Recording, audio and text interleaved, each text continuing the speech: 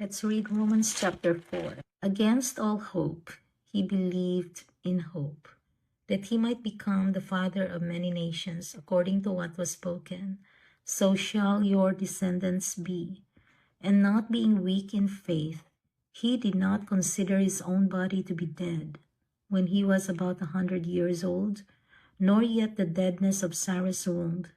He did not waver at the promise of God through unbelief, but was strong in faith, giving glory to God, and being fully persuaded that what God had promised, he was able to perform.